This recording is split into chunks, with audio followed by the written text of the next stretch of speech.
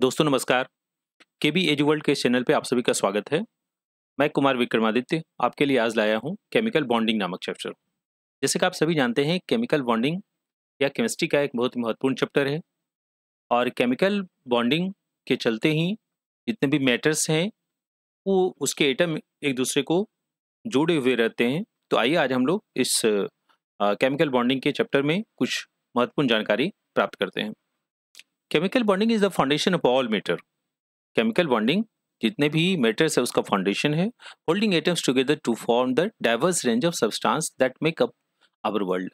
और दुनिया के जितने भी सब्सटेंस हैं वो सभी को के अंदर जो एटम्स होता है उसको एक जगह होल्ड करने में यह केमिकल बॉन्डिंग ही तो मदद करता है। Understanding the principle of chemical bonding is crucial for comprehending the structure and behavior of molecules।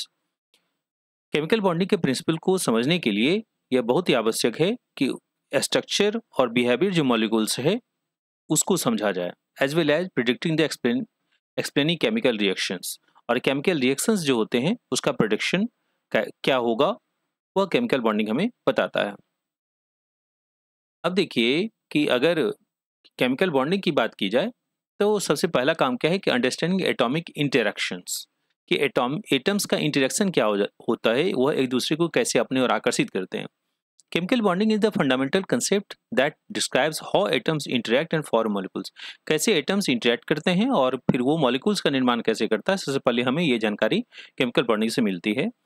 और फिर जो है it explains the driving forces behind the formation of stable chemical compounds and the properties of materials at the molecular level. Molecular level पर chemical compounds का formation कैसे होता है, उसके क्या क्या गुण हैं, उसमें कौन कौन से मटेरियल्स होते हैं, कैसे एक दूसरे को होल्ड किए रहते हैं, उस सब संबंध में जो महत्वपूर्ण जानकारी है उसको हम इसके द्वारा पता लगाते हैं।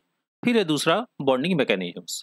ये बॉन्डिंग मैकेनिज्म्स जो है ये क्या है कि there are several types of chemical bonds. Chemical bonds कई तरह के होते हैं, इंक्लूडिंग आयनिक बॉन्ड्स है, कोवलेंट बॉन्ड्स है, मेटालिक बॉन्ड्स है। ये सभी each with their own unique characteristics, सभी का अपना एक यूनिक कैरेक्टरिस्टिक्स होता है। Understanding these bonding mechanism is crucial for predicting the behaviour and properties of chemical substance. और यह जो है बॉन्डिंग मैकेनिज्म ये बहुत ही महत्वपूर्ण है कि केमिकल सब्सटेंस के बिहेवियर और उसके प्रॉपर्टी को प्रिडिक्ट करने में। और तीसरा है फंडामेंटल प्रिंसिपल्स। फंडामेंटल प्रिंसिपल्स क्या है? The study of chemical bonding is built upon fundamental principles. Chemical bonding जो है वह जो बंधा हुआ है वह फंडामेंटल प्रिंसिपल के इसका क्या है उसके बारे में जो पढ़ते हैं वही हमारा फंडामेंटल प्रिंसिपल्स कहलाता है। The study of chemical bonding, chemical bonding का अध्ययन is built upon fundamental principle. ये किस पे निर्धारित करता है? द फंडामेंटल प्रिंसिपल्स पे, such as electronegativity, orbital hybridisation and formal charge. ये तीन चीज पर ये हमारा इसका केमिकल बॉन्डिंग का फंडामेंटल प्रिंसिपल निर्भर करता है। किस पे? तो इलेक्ट्रोनेगेटिविटी, ऑर्बिटल हाइब्रिडाइजेशन और तीसरा है फॉर्मल चेंज, फॉर्मल चार्ज। या फॉर्मल चार्ज, इस पे चार्ज कौन सा है इस तीन पर निर्भर करता है। पहला क्या हो गया? इलेक्ट्रोनेगेटिविटी, दूसरा हो गया ऑर्बिटल हाइब्रिडाइजेशन और तीसरा है फॉर्मल चार्ज। इस पे कौन सा चार्ज है? पॉजिटिव चार्ज है या नेगेटिव चार्ज है, उसका ऑर्बिटल का वो इलेक्ट्रॉन जहाँ पाए जाने की महत्तम संभावना होती है, उस ऑर्बिटल में कितने उसका हाइब्रिडाइजेशन कैसा है, एस है, एसपी है, वो भी आगे जाकर के हम लोग उसको पढ़ेंगे। These concepts provide the foundation of understanding the formation and stability of chemical compounds। यह जो concepts है ये हमें बताता है कि केमिकल कंपाउंड्स का फॉर्मेशन कैसे होता है और यह इसका फाउंडेशन क्या है उसके बारे में हमें पता चलता है। तो इंट्रोडक्शन टू केमिकल बॉन्डिंग में इन तीन महत्वपूर्ण बातों पे हमें ध्यान देना है। अब आते हैं हम लोग आयनिक बॉन्डिंग में। आयनिक बॉन्डिंग जैसा कि सबको पता है कि आयन कैसे बनता है, तो जब कोई इलेक्ट्रॉन का पूरा पूरा या तो लूज करेगा या फिर गेन करेगा तो उसमें आयनिक बॉन्डिंग बनते हैं। तो ionic bonding forms between a metal and A non metal. किसके बीच बनेगा? तो एक मेटल और होगा दूसरा नॉन मेटल। जैसे NaCl में तो Na मेटल है और Cl हमारा नॉन मेटल है। इसका मैकेनिज्म क्या है? The metal donates electron, metal क्या करेगा? इलेक्ट्रॉन देगा, और while the non metal accept them, non metal उसको रिसीव करेगा। अब इसका कैरेक्टरिस्टिक्स क्या है? Ionic bonds are strong, ionic bonds मजबूत होते हैं and have high melting boiling point. इसकी मेल्टिंग और बॉइलिंग पॉइंट्स काफी हाई होती है, इसकी कैरेक्टरिस्टिक्स हैं। आयनिक बॉन्डिंग का, आयनिक जो बॉन्डिंग है उसका कैरेक्टरिस्टिक्स जो है वो यह है कि ionic bonds are strong and have high melting and boiling point. Ionic bonding is type of chemical bond. Ionic bond क्या है? यह केमिकल बॉन्ड का एक टाइप है that results from the electrostatic attraction between oppositely charge ions. जो opposite charge ions है उसमें जो अट्रैक्शन होता है उसके फलस्वरूप ही आयनिक बॉन्डिंग का निर्माण होता है। In this process a metal atom, इस प्रोसेस में एक मेटल एटम जो है which has low ionisation energy, उसका आयनाइजेशन एनर्जी लो होता है, will donate one or more of its valence electrons. उसका वैलेंस इलेक्ट्रॉन्स जो है यानी आउटरमोस्ट ऑर्बिट में जो इलेक्ट्रॉन प्रेजेंट होते हैं वह इलेक्ट्रॉन ही वैलेंस इलेक्ट्रॉन होता है, वो डोनेट करेगा एक या एक से ज़्यादा इलेक्ट्रॉन के to a non metal atom. किसको देगा? तो नॉन मेटल एटम्स को, which has high electron affinity, उसका इलेक्ट्रॉन एफिनिटी काफ़ी ज़्यादा होगा। The resulting positively charge cation, यह जो पॉजिटिव चार्ज केटायन है यानी कि धनायन, एंड निगेटिवली चार्ज एनायन और वो ऋणायन जो है जिसपे जो कि इलेक्ट्रॉन लेगा, आर देन स्ट्रांगली अट्रैक्टेड, वो दोनों एक दूसरे से के प्रति आकर्षित होते हैं and forming a stable ionic compound. तो ये हमारा आयनिक बॉन्डिंग का कंसेप्ट है। अब आते हैं हम लोग कोवेलेंट बॉन्डिंग का। कोवेलेंट बॉन्ड जो है वो शेयरिंग है, ये शेयर्ड इलेक्ट्रॉन्स होता है, मॉलिक्यूलर फॉर्मेशन और बॉन्ड, इसके बारे में हम लोग चर्चा करेंगे। शेयर्ड इलेक्ट्रॉन्स क्या है? In covalent bonding atoms share one or more pairs of electrons, यहाँ वन या मोर पेयर्स ऑफ इलेक्ट्रॉन्स का शेयर करेगा, फॉर्मिंग ए स्टेबल कनेक्शन, अपना स्टेबिलिटी प्राप्त करने के लिए ये शेयर करता है। This allows atoms to achieve a stable electron configuration by filling their outermost shells. यह क्या अलाउ करेगा कि एटम्स टू अचीव, उस एटम्स को अपना स्टेबिलिटी प्राप्त करने के लिए इलेक्ट्रॉनिक कॉन्फिगरेशन यानी पूरा हो जाए, उसका कक्षा भर जाए, कक्षा में से सेल और सब सेल जो है वो पूरे फिल हो जाए, तो वहाँ जो है उस आउटरमोस्ट सेल में अपने स्टेबिलिटी के लिए यह इलेक्ट्रॉन का शेयर करता है, यानी उसे पूर्ण रूप से उस पर अधिकार नहीं है, उसमें दोनों का इक्वल पार्टनरशिप होता है, तो वो शेयर्ड इलेक्ट्रॉन्स का। दूसरा molecular formation, when atoms shared electrons, जब एटम्स इलेक्ट्रॉन का शेयर किया, दे फॉर्म मॉलिक्यूल्स, वो मॉलिक्यूल का निर्माण करेगा विद यूनिक केमिकल प्रॉपर्टी, उसमें केमिकल प्रॉपर्टीज यूनिक होगी। The arrangement of the shared electrons, यह शेयर्ड इलेक्ट्रॉन्स का अरेंजमेंट जो है determines the shape and polarity of the molecules, वो मॉलिक्यूल्स के शेप और पोलैरिटी का निर्माण करेगा। और तीसरा बॉन्ड स्ट्रेंथ, बॉन्ड स्ट्रेंथ क्या है? तो covalent bonds are generally stronger, covalent bond जो है आयनिक बॉन्ड के अपेक्षा जनरली इसका बॉन्ड स्ट्रेंथ जो है वह स्ट्रॉन्गर होगा, making covalent compounds more stable, covalent compound को ज्यादा स्टेबिलिटी प्रदान करेगा। The strength of the bond depends on factors like electronegativity difference and bond length. यह स्ट्रेंथ जो है बॉन्ड का, यह डिपेंड करता है किस पे? इलेक्ट्रोनेगेटिविटी पे, उसमें जो डिफरेंस होता है उस पे, और बॉन्ड लेंथ पे, इस पे यह निर्भर करता है। तो covalent bonds are generally stronger than ionic bonds, यह जनरली जो है आयनिक बॉन्ड के रिस्पेक्ट में स्ट्रॉन्गर होता है, making covalent compounds more stable, covalent compounds को ज्यादा स्टेबल बनाता है। The strength of the bond depends on factors of electronegativity difference and bond length, ये इस पे जो है हमारा निर्भर करता है, इस पे इलेक्ट्रोनेगेटिविटी का डिफरेंस जो है उस पे, और बॉन्ड लेंथ इस पे मुख्य रूप से यह निर्भर करता है। अब आते हैं polar and non polar, polar covalent. ये polar and non polar, polar क्या है कोवेलेंट बॉन्ड्स में? The polarity of covalent bond, covalent bonds can be polar और नॉन पोलर। कोवेलेंट बॉन्ड जो है ये पोलर हो सकता है या नॉन पोलर हो सकता है, depending on the electronegativity difference, कि कितना उसके इलेक्ट्रोनेगेटिव डिफरेंस है उस पर निर्भर करता है between the bonded atoms, atoms के बीच में जो बॉन्डेड एटम्स है उसमें इलेक्ट्रोनेगेटिव डिफरेंस कितना है उस पर निर्भर करता है कि ये पोलर हो गया या नॉन पोलर होगा। Polar bonds have an equal sharing of electrons, polar bonds में अनइक्वल शेयरिंग होगा इलेक्ट्रॉन्स का, resulting in A partial positive. इसका कारण क्या होगा कि उस पे एक पे पार्शियल पॉजिटिव चार्ज हो जाएगा और पार्शियल नेगेटिव चार्ज दूसरे पे हो जाएगा ऑन द एटम्स जो है। तो यह जो हमारा पोलरिटी ऑफ कोवेलेंट बॉन्ड्स है। Electronegativity and bond polarity, the electronegativity difference determines the polarity of A covalent bond. ये इलेक्ट्रोनेगेटिविटी डिफरेंस जो है यही डिटरमाइन करता है कोवेलेंट बॉन्ड के पोलरिटी को। Bonds between atoms with a large electronegativity difference, bonds जो है वह दो एटम्स के बीच में अगर ज़्यादा इलेक्ट्रोनेगेटिविटी डिफरेंस है, such as hydrogen and chlorine, जैसे हाइड्रोजन क्लोरीन का, और हाईली पोलर, यह क्या होगा? हाईली पोलर होगा। Bonds between atoms with similar electronegative, अगर इलेक्ट्रोनेगेटिविटी सिमिलर है like carbon and hydrogen are non polar, वहाँ वो नॉन पोलर होगा। मॉलिक्यूलर डायपोल मूवमेंट्स, अब देखिए यहाँ डायपोल में इसको बहुत ही महत्वपूर्ण है समझना डायपोल मूवमेंट का। Polar covalent bonds can result in A net molecular dipole movement if the molecules is asymmetrical, अगर मॉलिक्यूल एसिमेट्रिकल है तो उस जगह पे पोलर कोवेलेंट बॉन्ड जो है यह किसका रिजल्ट है? कैन रिजल्ट, यह रिजल्ट हो सकता है ए नेट मॉलिक्यूलर डायपोल मोमेंट, कि कितना उसका डायपोल मोमेंट है नेट मॉलिक्यूल का, उस पे यह निर्भर करेगा। This unequal distribution of charge, यह जो अब इक्वल डिस्ट्रीब्यूशन नहीं हुआ, यहाँ unequal distribution of charge creates a partial positive, इस जगह पर ये पार्शियल पॉजिटिव और पार्शियल नेगेटिव एंड जनरेट करेगा, which is crucial for intermolecular interaction. यह जो है इंटरमॉलिक्यूलर इंटरेक्शन के लिए क्रूशियल होता है and the behaviour of the molecules, और यही इसी कारण से यह मॉलिक्यूलर डायपोल मूवमेंट जो है, यही दो ध्रुवीय डायपोल, दो पोल जो है, तो उस जगह पे यह कारण से हमें यह पार्शियली पॉजिटिव आयन और पार्शियली नेगेटिव जो है इंड का फॉर्मेशन होगा, या कोवेलेंट बॉन्ड होते हुए भी इस जगह पे ये मॉलिक्यूलर डायपोल मूवमेंट के चलते ऐसा पोलर जो है सब्सटेंस का निर्माण होगा, या बॉन्ड जो बनेगा वो पोलर कोवेलेंट बॉन्ड बनेगा। अब देखिए कि इलेक्ट्रोनेगेटिविटी एंड बॉन्ड पोलरिटी इसको समझना बहुत ही महत्वपूर्ण है। Electronegativity is a measure of an atom's ability to attract shared electrons in a chemical bond. Electronegativity क्या है कि यह एटम्स की एबिलिटी है जो अट्रैक्ट कर सकता है शेयर्ड इलेक्ट्रॉन्स का केमिकल बॉन्ड में। तो यह जो है यही इलेक्ट्रोनेगेटिविटी है। The difference in electronegativity between two bonded atoms determines the polarity of the bond। जो है यह जो इलेक्ट्रोनेगेटिविटी का डिफरेंस है टू बॉन्डेड एटम्स के बीच में, यही डिटरमाइन करता है, यही निश्चय करता है पोलरिटी ऑफ द बॉन्ड की बॉन्ड में कितना पोलरिटी गुण है, पोलर है या नहीं है। If the electronegativity difference is large, अगर ज्यादा इलेक्ट्रोनेगेटिव डिफरेंस है the bond is considered polar, ये बॉन्ड क्या होगा, पोलर हुआ, with one atom sharing more of the electron density than the other. इसका विथ वन एटम, एक एटम जो है शेयर करेगा more of the electron density than the other, दूसरे के बनिस्बत जो है यह एटम शेयरिंग ज्यादा करेगा।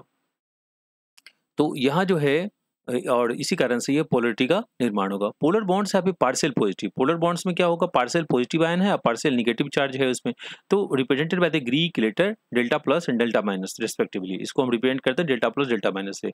दिस अनइक्वल चार्ज डिस्ट्रीब्यूशन, यह जो अनइक्वल चार्ज डिस्ट्रीब्यूशन हुआ leads to the formation of a dipole moment, यही डायपोल मोमेंट का फॉर्मेशन करेगा which gives polar molecules unique chemical and physical property. इसी कारण से इस जो पोलर मॉलिक्यूल्स है उसकी केमिकल प्रॉपर्टी और फिजिकल प्रॉपर्टी दोनों बिल्कुल अलग होगी बाकी से।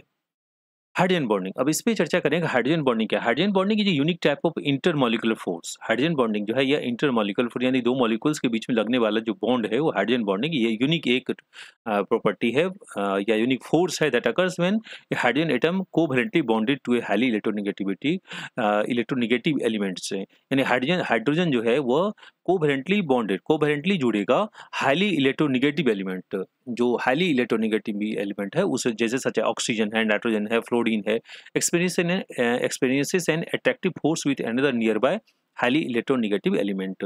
यहाँ इस जगह पे जैसे हाइड्रोजन ऑक्सीजन के साथ जुड़ गया और नाइट्रोजन के साथ जुड़ गया, फ्लोरीन के साथ, यहाँ जो है ये अट्रैक्टिव फोर्स बहुत ज़्यादा होगा with another nearby highly electronegative element. This strong directional interaction, यह जो मजबूत डायरेक्शनल इंटरेक्शन है significantly influences the physical and chemical properties of many compound. इसी कारण से उसके फिजिकल और केमिकल प्रॉपर्टी जो में अंतर होते हैं और वह कंपाउंड के प्रॉपर्टी में अपना महत्वपूर्ण इन्फ्लुएंस डालता है।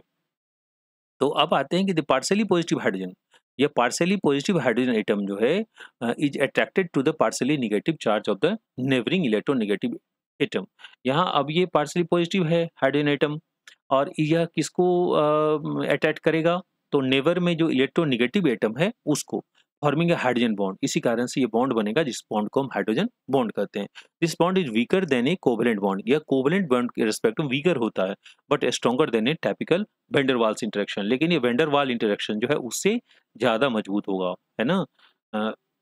तो इस चीज को समझिए, दिस बॉन्ड, यह हाइड्रोजन बॉन्ड जो बना, ये हाइड्रोजन बॉन्ड यहाँ जो फिगर देते हैं ये हाइड्रोजन बॉन्ड को ही शो कर रहा है। Hydrogen bond is weaker than the covalent bond के रिस्पेक्ट में ये वीकर होगा but stronger than in typical van der Waals reaction, लेकिन टाइपिकल वेंडर वाल्स जो है इंटरेक्शन उससे ज्यादा होता है, making it crucial in maintaining the structure of important biological molecules like proteins and DNA, और यही प्रोटीन और डीएनए के फॉर्मेशन में ये महत्वपूर्ण रोल अदा करता है ना। चूंकि अगर ये वेंडर वाल जो इंटरेक्शन है उससे भी कमजोर होता तो फिर यहाँ ऐसा डीएनए बनना या प्रोटीन का फॉर्मेशन करना मुश्किल होता।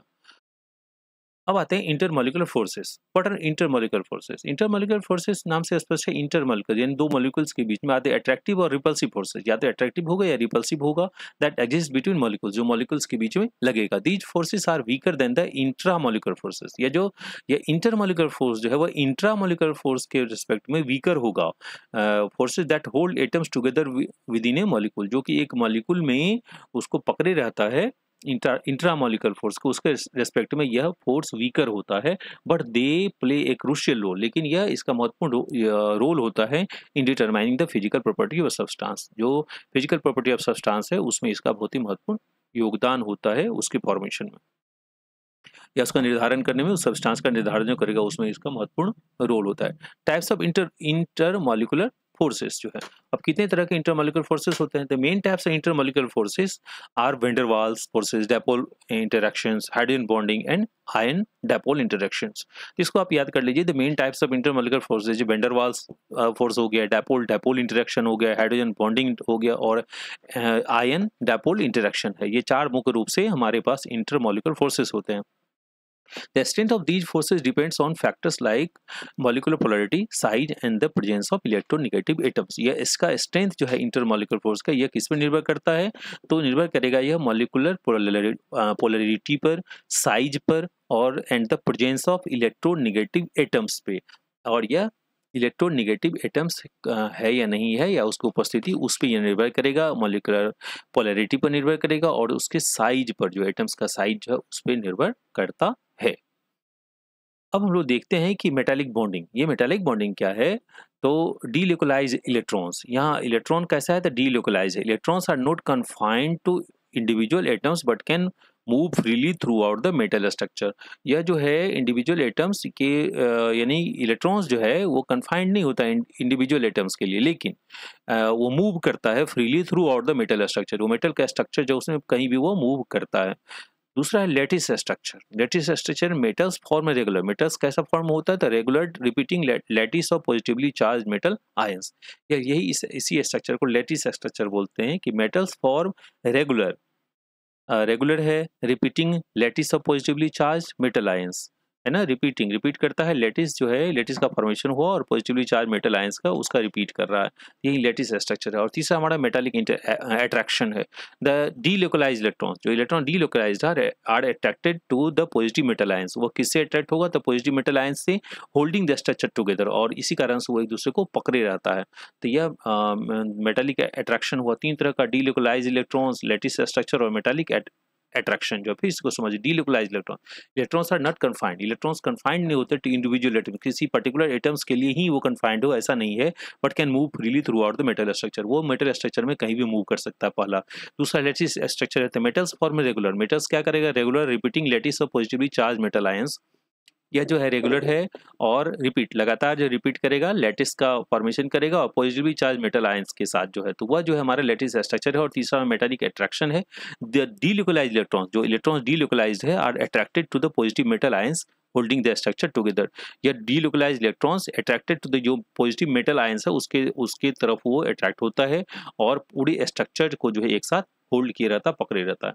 Metallic bonding is the strong attractive force. Metallic bonding जो है यह स्ट्रॉन्ग अट्रैक्टिव फोर्स है that holds metals atoms together in A crystalline structure. इसी कारण से मेटल जो है क्रिस्टलाइन स्ट्रक्चर में बंधे रहते हैं। पूछता है एग्जाम में कि मेटल जो है क्रिस्टलाइन स्ट्रक्चर में क्यों बंधे रहते हैं? तो यही मेटालिक बॉन्डिंग के चलते। अनलाइक आयनिक और कोवलेंट बॉन्ड, आयनिक और कोवलेंट बॉन्ड के जैसे the valence electrons in metals are not tightly bond to individual atoms.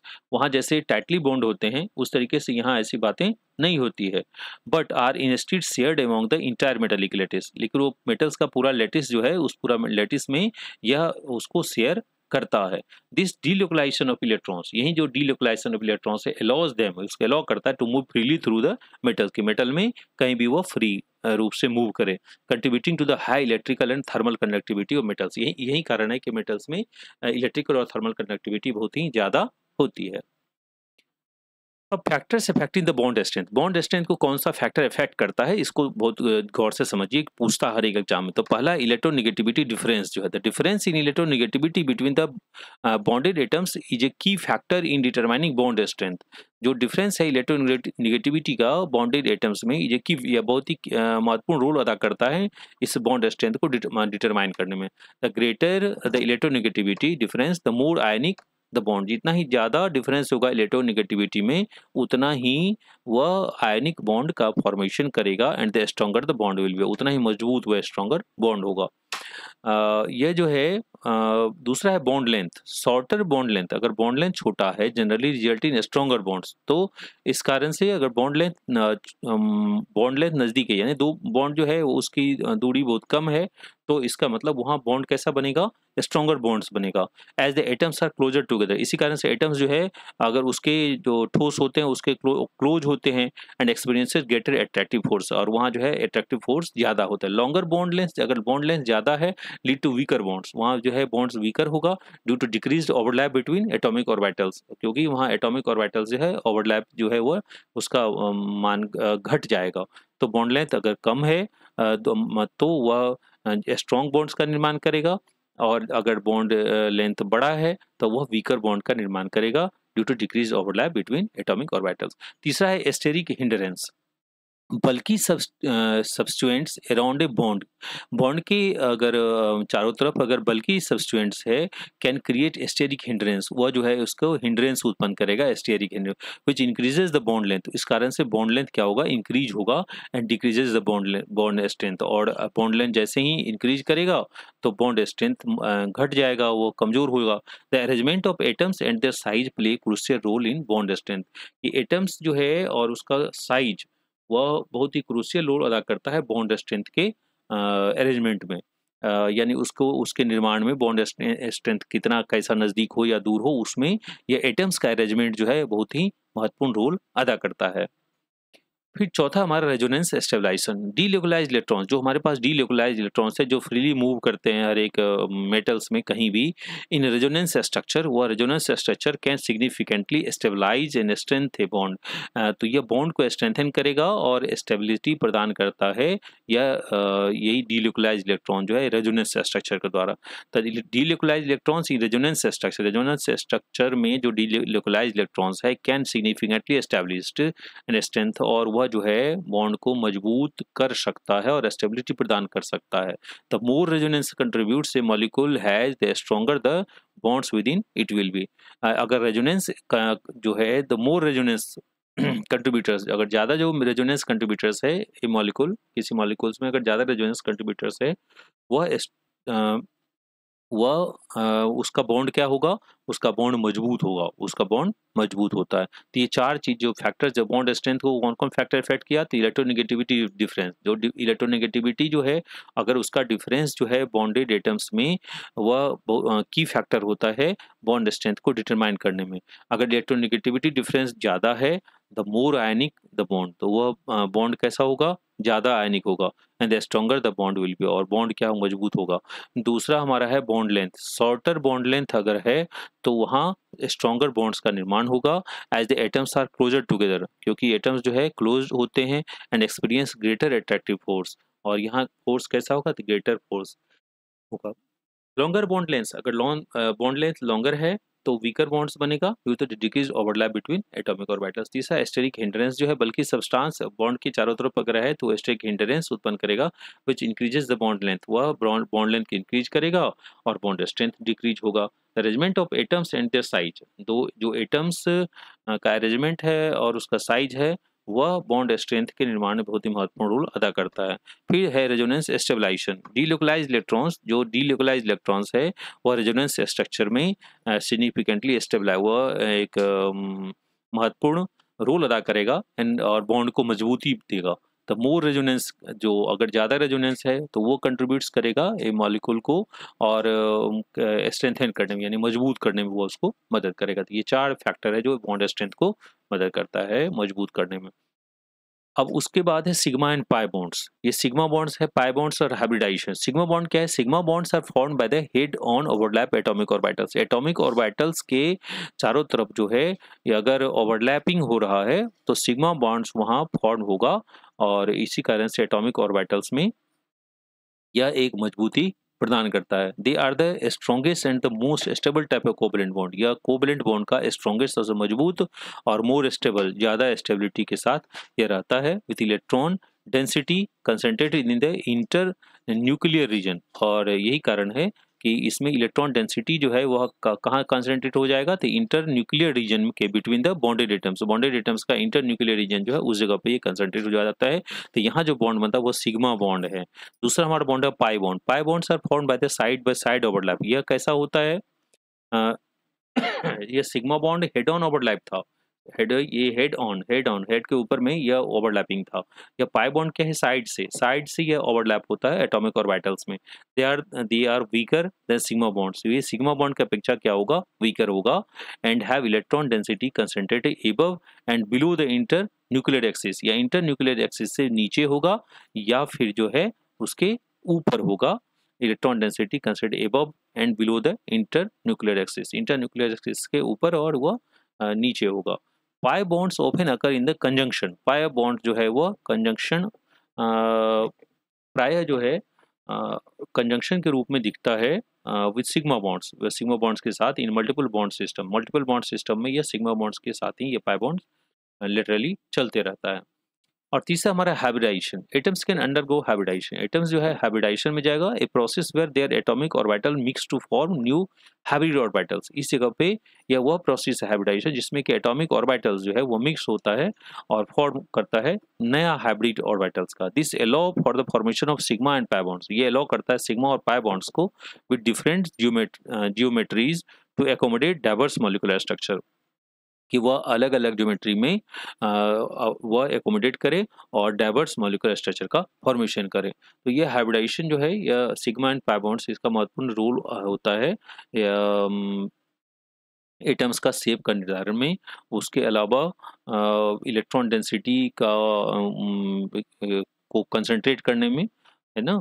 और साथ ही जो है ये अगर बॉन्ड लेंथ की बात हो तो वह मजबूती से एक दूसरे एटम को पकड़े रहेगा, इसमें इसका महत्वपूर्ण रोल होता है।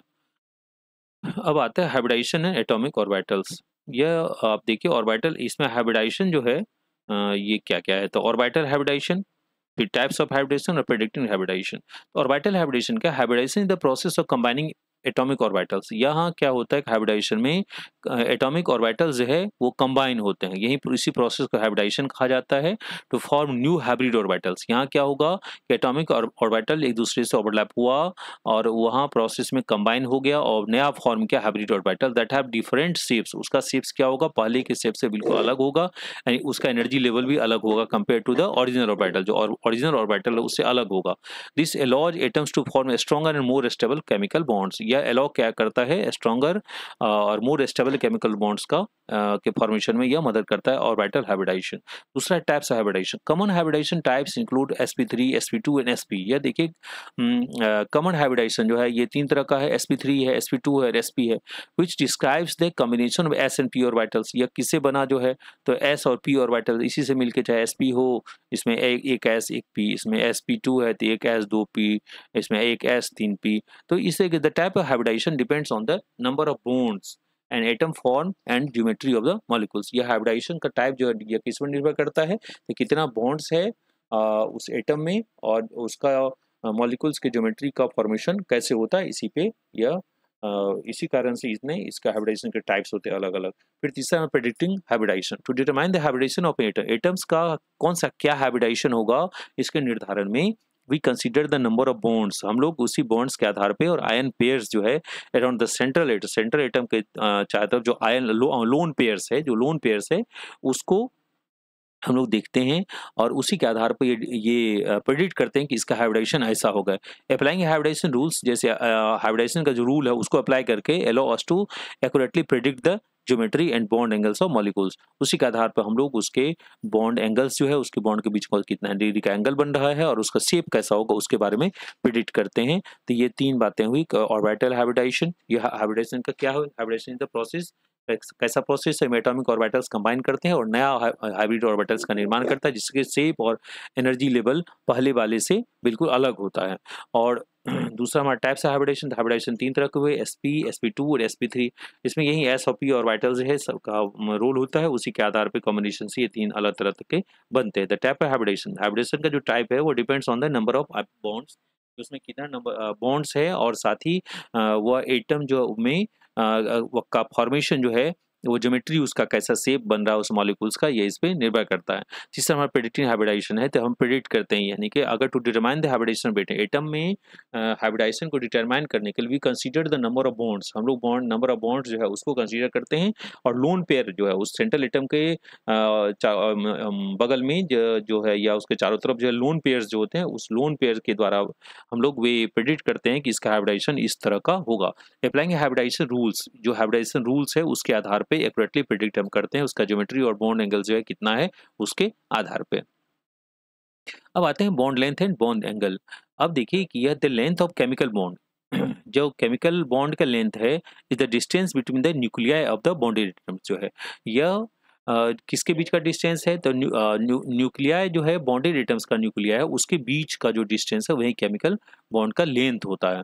This distance is determined by the balance between attractive and repulsive forces between the atoms, कि अगर दो के बीच में जो अट्रैक्टिव फोर्स है वह लग रहा है उसके चलते कितनी दूरी बन रही है, और रिपल्सिव फोर्स जो है उसके चलते कितनी दूरी बन रही है, तो उसी डिस्टेंस को मेजर करते हैं तो हमारा बॉन्ड का डिस्टेंस पता चलता है, केमिकल बॉन्ड का वो डिस्टेंस कितना है। शॉर्टर बॉन्ड लेंथ, अगर छोटा बॉन्ड लेंथ है जनरली इंडिकेट स्ट्रॉन्गर बॉन्ड्स, उसका बॉन्ड कैसा होगा, स्ट्रॉन्गर होगा, as the atoms are closer together, चूंकि उसके एटम्स क्या होंगे, नजदीक होंगे। The bond angle is the angle formed between the bonds of a central atom, उस सेंट्रल एटम के बीच में कितना डिग्री का कोण बन रहा है वह हमारा बॉन्ड एंगल होता है। The bond angles are influenced by the geometry of the molecule, उस मॉलिक्यूल का शेप कैसा है, ज्योमेट्री उसका कैसी बन रही है उसके आधार पर बॉन्ड एंगल का निर्धारण होता है। As determined by the valence shell electron pair repulsion VSEPR theory, यह जो है यह किसके द्वारा निर्भर करता है, पूछता है एग्जाम में, मेडिकल एग्जाम में और इंजीनियरिंग एग्जाम में भी, दोनों आईआईटी में भी ये प्रश्न इससे रिलेटेड कई सारे क्वेश्चंस आते हैं।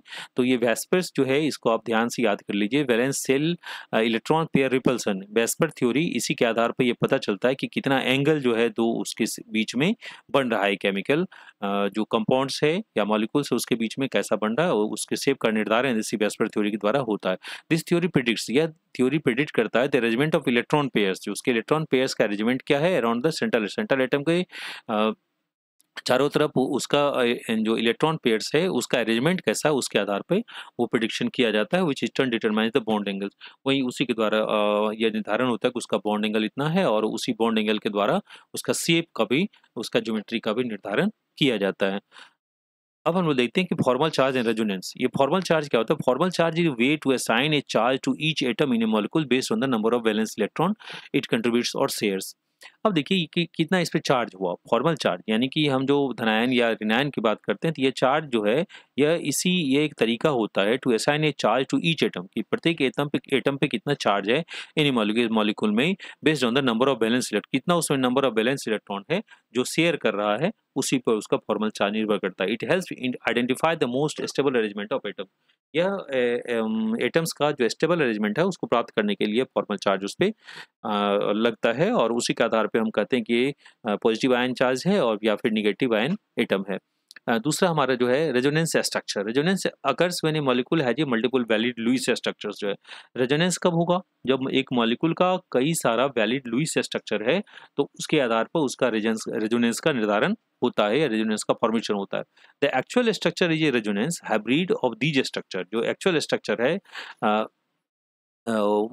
एक्चुअल स्ट्रक्चर जो है वो रेजोनेंस का मतलब यानी रेजोनेंस हाइब्रिड जो बनता है उसमें विच हेल्प्स, वह क्या हमें बताता है, explain the object properties of the molecules, कि उस मॉलिक्यूल्स में क्या क्या प्रॉपर्टी है जिसे जो दिख रहा है, जिसको महसूस किया जा सकता है, देखा जा सकता है, उसके आधार पे हम उसको कहते हैं कि या इसका रेजोनेंस हाइब्रिड में उसका एक्चुअल स्ट्रक्चर क्या है।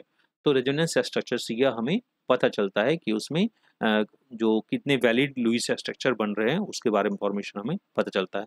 फिर तीसरा है ड्राइंग रेजोनेंस स्ट्रक्चर से, तो ड्रॉ रेजोनेंस स्ट्रक्चर को ड्रॉ करने के लिए distribute electrons and charge evenly while maintaining the original connectivity, कि हम लोग क्या करते हैं उसको डिस्ट्रीब्यूट करते हैं इलेक्ट्रॉन्स और चार्ज को evenly while maintaining the original connectivity, कि उसका ओरिजिनल कनेक्टिविटी क्या था उसको जानते हुए भी उसको मेंटेन करते हुए इसको अलग करते हैं इलेक्ट्रॉन्स और चार्ज को। द मोस्ट स्टेबल स्ट्रक्चर, जो सबसे मोस्ट स्टेबल स्ट्रक्चर होता है वही कंट्रीब्यूट करता है मोस्ट ओवरऑल रेजोनेंस हाइब्रिड, वही रेजोनेंस हाइब्रिड के फॉर्मेशन में मदद करता है। और चौथा है resonance stabilisation, resonance stabilises molecules by spreading out the electron density and delocalising the pi bonds, resonance हमें क्या बताता है, वो स्टेबलाइज करता है, वो क्या स्टेबलाइज करता है, तो वो मॉलिक्यूल जो spreading out the electron density, वह इलेक्ट्रॉन डेंसिटी से जो बाहर हुआ, स्प्रेडिंग आउट बाहर हुआ, and delocalising the pi bonds, pi bonds का डी लोकलाइज करते हैं, तो उसके आधार पर रेजोनेंस जो है हमें यही स्टेबिलिटी प्रदान करता है कि मॉलिक्यूल्स को स्प्रेड करता है और फिर जो है पाई बॉन्ड्स को डी लोकलाइज कर देता है।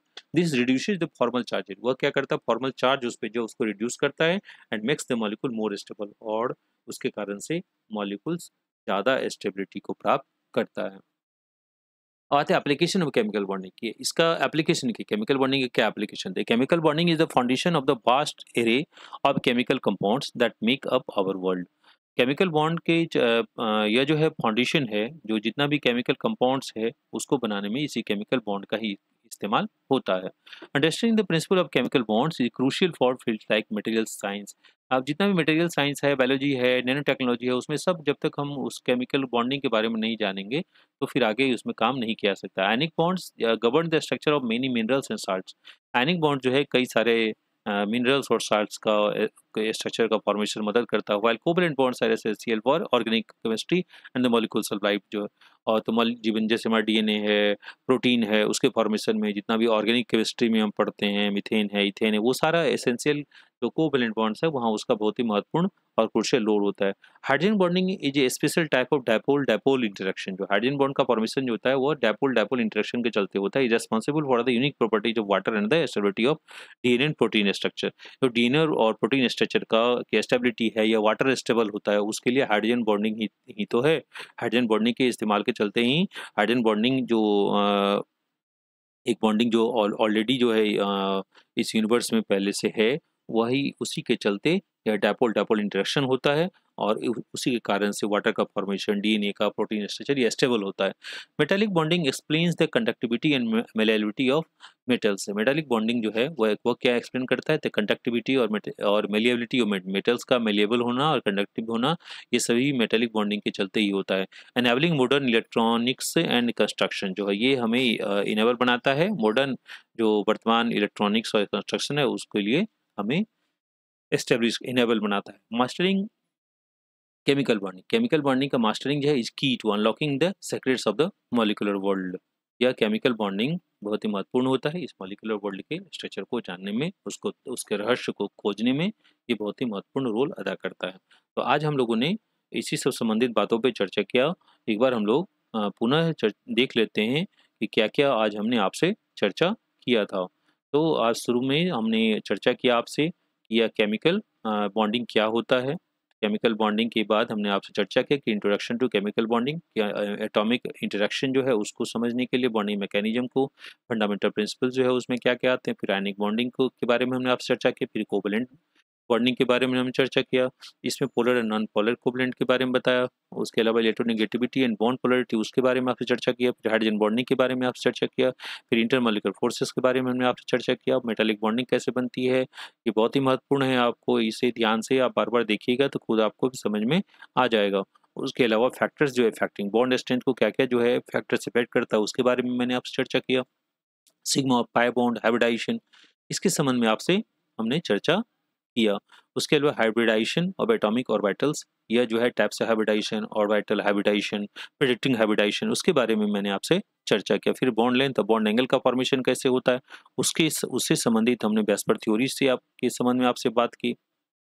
फिर फॉर्मल चार्ज रेजोनेंस का फॉर्मेशन कैसे होता है उसके बारे में मैंने आपसे चर्चा किया। फिर अंत में एप्लीकेशन ऑफ केमिकल बॉन्डिंग जो है वो क्या क्या है उसके बारे में आपसे चर्चा किया।